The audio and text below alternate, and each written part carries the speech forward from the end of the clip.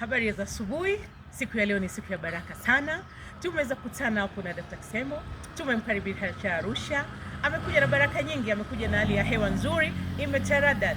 Ugeni huu inaonekana ni jinsi gani ni ugeni maarufu kwa kuelekea siku ya kongamano la Kiswahili. Sisi wana Arusha, wajasiriamali, wanawake, mabinti, diplomasia, kijana, kila mtu aione hii siku ni siku ya kitaifa na ni siku kubwa.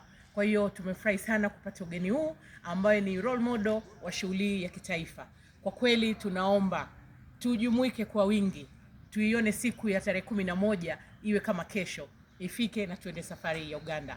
Tunataka tukaenzi Kiswahili, tukakieneze Kiswahili. Sasa hivi lugha ya Kiswahili ndio lugha adhimu katika dunia kama ilivyo lugha za wengine.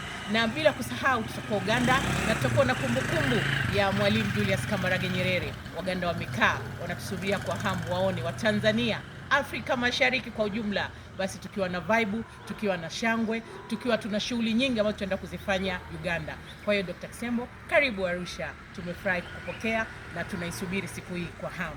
Tuko hapa, tumejaa tele, tumekaa, tumefurahi. Kama mnavyoona dada mkubwa, mwenyekiti wa jasiriamali wanawake mkoa wa Arusha, hata baki nyuma. Nasema siku hiyo siku ya kung'ara, siku ya kupendeza. Twenzetu Uganda, twenzetu Munyonyo kwenye kongamano la Kiswahili. Karibu.